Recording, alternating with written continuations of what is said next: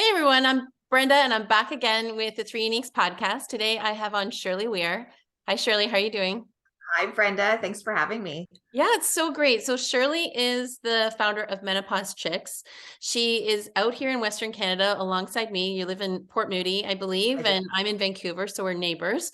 And I'm really excited to have you on, Shirley, because I've been following some of the content that you've been out there producing all around educating women, supporting women, empowering women to learn more about their health, especially in this stage of life, going through perimenopause, menopause. I've just recently come across you, hearing about you in the Globe and Mail, CBC News, but you've been doing this for a while. Yeah, I actually just celebrated my 10th anniversary. That's amazing. So I started Menopause Chicks in 2012, which I thought was going to be a blog off of the end of my desk. I didn't know it would take over my life. Okay. And I started working on it full time just before my 50th birthday. So a little over 6 years ago, I think. And then you're also an author. You've got two books, Mokita and Feeling Amazing. Yes. Yeah, that's amazing. Yeah, I'm just really passionate. There's such a huge gap in women's health quality information, and some of it can be confusing and overwhelming. And those are the two words that really like hit me when I started to do my own research. So I was like, how, like, we don't need more to do. How can women get really clear on the information that they do need so that they feel empowered to make decisions that are right for them? So that's a question I have for you is why is it so confusing? I mean, I've personally gone through this experience myself, going to the doctor and saying, hey, these things are happening to me. And them just saying, oh, it's just part of the process. I'm like, what is that? Where's the memo? Why wasn't I told about this? Why is it such Yeah, a mystery? well, it's really common for any conversation about the topic of perimenopause, menopause, or postmenopause to jump to what the word that you just said, which is doctor. I mean, we need to, I think, back up and realize and understand that as human beings, all genders, we are not taught hormone health. We're just not. No, It it's never been brought up for me. Like never been brought up. going through like my teenage years, puberty, like never like sex ed classes by my gym teacher, no one ever brought it up. That's right. So health class in grade 7 was basically for most of us, here's how you make a baby, here's how you don't make a baby, and that Right. was the end of it. And Yeah. no one ever said, you were born with all of the egg follicles you'll ever have, and every month estrogen is this super strong hormone that helps develop that egg, and then it's released, and in the second half of your cycle progesterone comes along, and it's this amazing balancing act, and the two work together, and they're so beautiful. We don't do that. We don't have that language in our culture yet, that we would appreciate the roles of our hormones, and then 30 or 40 years later realize, oh geez, what am I going to do when I'm not producing that estrogen and progesterone? How is that going to impact my 5th decade, my 6th decade, my 8th decade? Yeah. How do I want to live my life into my 90s? And I think that that is like really the job of our generation right now, is to change that paradigm. And so, I mean, even going back to depending on your family upbringing, you know, the family leaders in your life, obviously the matriarchal figures, mother, grandmother, like this was just not talked about. It wasn't talked about, and there's a few good reasons for that. One is 130 years ago, Okay. when my grandmother was born, Right. women lived to be 51. Yeah. They had their babies when they were 18 and 19. Mm-hmm. In both of my grandmother's cases, they were pregnant for about 20 years because they each had 9 children. Right. So, right. So they used up a lot of their eggs, and they spent a lot of time being pregnant and breastfeeding. That is not what our society and culture looks like now. Well, And and then to your point, and then they passed away. and So then they passed away. and then they Yeah, passed away in their 50s when they would be going through menopause. right. So they weren't having conversations Right. about women's heart disease and osteoporosis and dementia and reoccurring UTIs and vaginal atrophy. The reason that those conversations are so brand new is because we're the first generation to reach 50 and literally have 50 more years to plan for. Right. But the thing is that we are faced with overwhelming statistics of women suffering Yeah. in their 60s, 70s, 80s, and 90s. And part of that reason is lack of education and lack of conversation, although we're trying to correct that today. Yeah. But the other reason is that we're living longer without estrogen. Right. So we need to figure out how to do that, right? And like to That's your right. earlier point, it's like if we know, okay, how our body's going to change over the different decades that we're going to like in our 20s, 30s, all the way up Yes, into our 90s, we can put some measures in place to plan for those things. exactly. Yes. And then the end result is what? Is that we can age gracefully, and all these sort of cycles that we go through, they're just like part of life. It's beautiful. It's not this sort of negative stigma, old, Yeah, you I know, mean, I don't think drying that up. there's no promise Right. that everything will be smooth sailing. And I think aging gracefully is a personal definition. Mhm. Everybody would have to define that for themselves.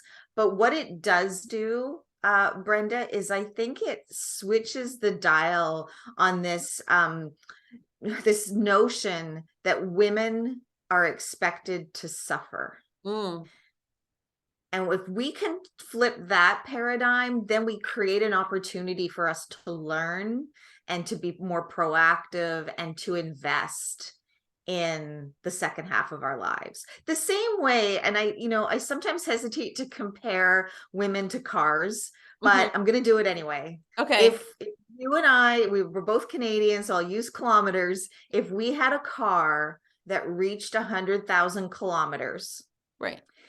and we wanted to drive it for 200,000 kilometers before we got a new car, we would, at that 100,000 mark, we would be saying, I bet I need brakes, tires, an oil change. What do Sure. I need to do to take care of this car so that it will carry me safely for the rest of the distance? Right. Right. And Or we same thing just, with a house or same anything with the else. house. Yeah. And those are assets that we're all really, really used to taking care of, Mhm. but we don't always do that with our body.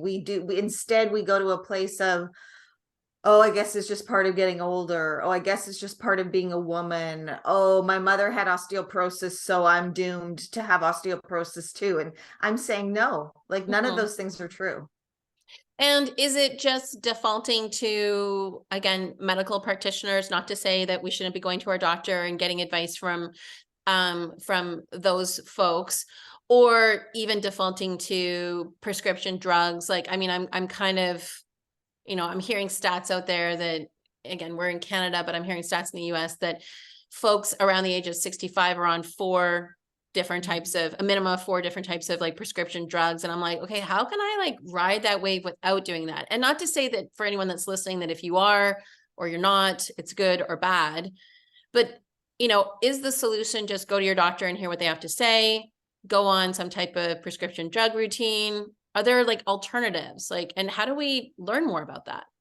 Well, I teach a masterclass every month, and one of the components of that masterclass, I use an inverted pyramid. Hmm. So it doesn't mean that anything on the pyramid has less importance. It Okay. just means that I'm trying to teach curiosity.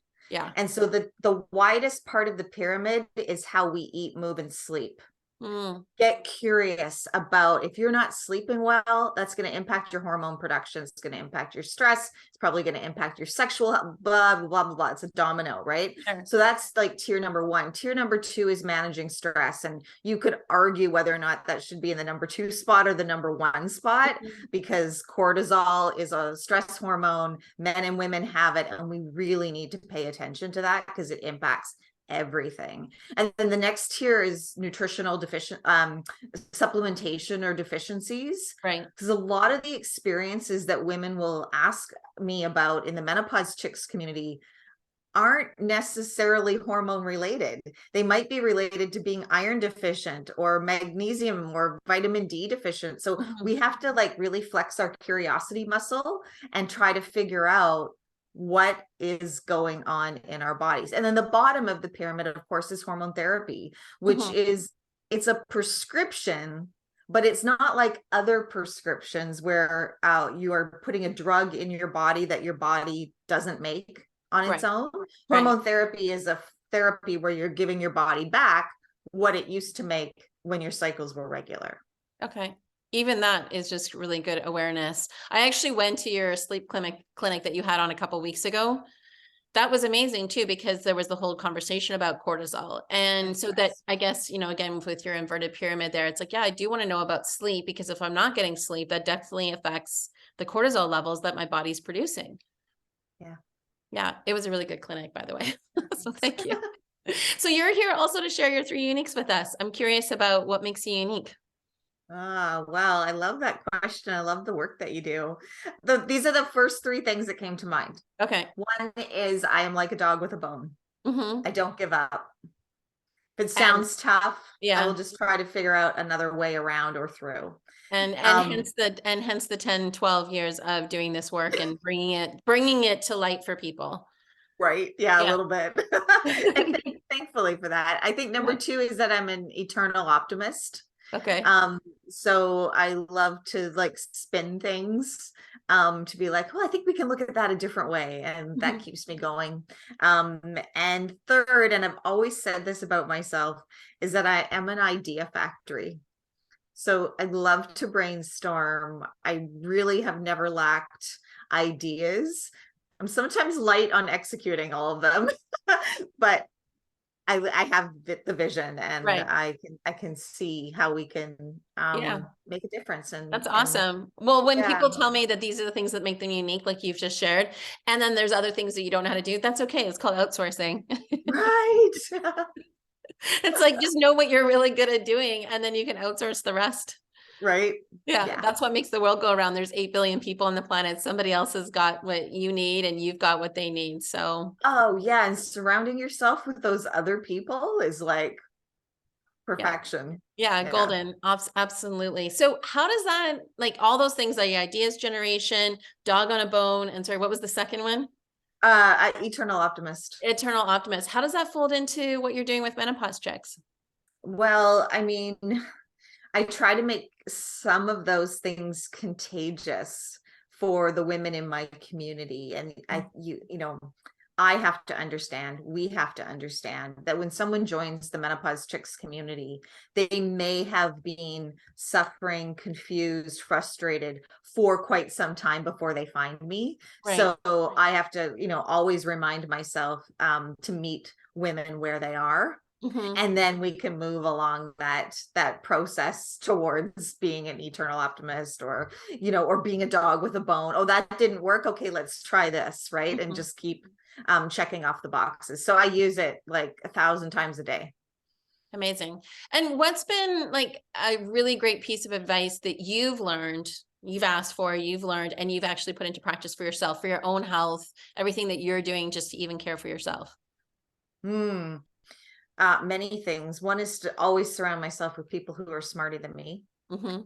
And in terms of my own health, oh my gosh, I have so many. How can I pick one? My story actually started in the bathtub. Okay. Yeah, and it was one New Year's Eve Yeah. where I, for the very first time, was laying in the bathtub, and I looked down and I thanked my body.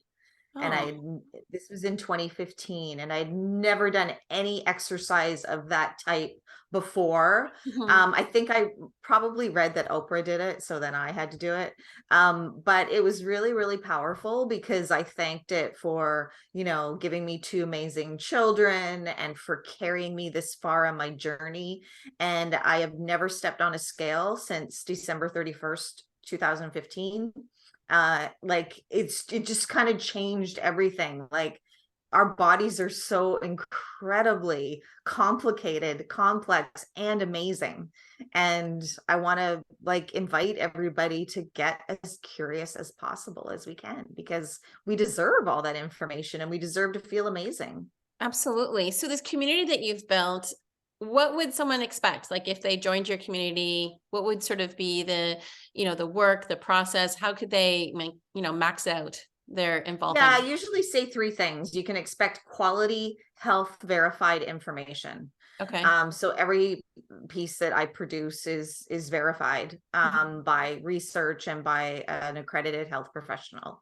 Okay. Number two is you can expect to learn from women's health experts. We have a community of just incredible, educated, experienced experts that contribute their time very generously to the work that I do because they share this passion so much. And then the third thing that you'll realize is that there's a community here that has your back. So you may have felt like you're the only one, and Mhm. it's that confirmation and validation that you're not alone. I love that. And where can people find you and get your books and get access to everything that you have? Yeah, well, I'm at Menopause Chicks on all social media. MenopauseChicks.com is my website. MenopauseChicksCommunity.com is a Okay. private online community on Facebook. Mhm. It's a highly engaged community. There's a lot of questions, a lot of Q&A that goes on there. And then I hold regular events and classes every month. So you can take a menopause masterclass. It's like hormone health 101. I say it's the best health class you've had since grade 7. And for most people, it's the only health class I've had That since could grade be, 7. yeah. Well, even I have two teenage daughters. They tell me stuff, and I'm like, really, really, wow, wow. Like, so it's getting better, but not where it needs to still be. I think.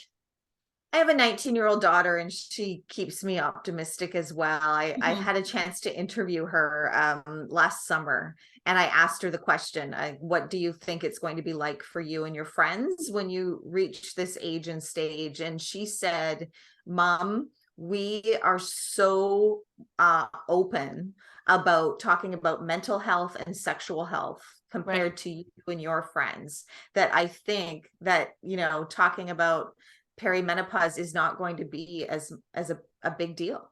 Is And that I was like, yeah? Is that a goal that you have for the work that you're that's doing? the goal. That's Yeah. it. Yeah. That would be a winner. Yeah, So absolutely. Yeah, because I think that's really the stigma that has to be overcome through all of it, is that we can just talk about this as a natural course in our life. I mean, we talk about periods, getting our period for the first time pretty easily now. I know it was right. difficult when I was getting it for the first time when I was like 12, 13, but I think it's a lot easier now to talk about it with our daughters and to get them through that stage. It should be the same thing for us as we're going through perimenopause and menopause. So I think that's an amazing Right. goal to have. Exactly. 100%. Yeah. So last question for you, and I love to ask all my guests this question, is if I was to give you a billboard and you could put anything on it and it could be anywhere in the world, what would you put on it and where would it be? It would be Oh, this. okay. I deserve to feel amazing. This is my billboard. Just wear it right here. Okay. Where would it be? Oh my goodness. Yeah. So many choices. Like uh is there like a space satellite that where every woman in the world could see it? Well, you could create that if you Yeah, want that's to. what I would do. I would create Yeah, that. this is all pretend anyway, so do it. Yeah, that's amazing. Great Okay, so I deserve to question. feel amazing, and you're gonna, channel it from space so that we're gonna see it every day. Yeah.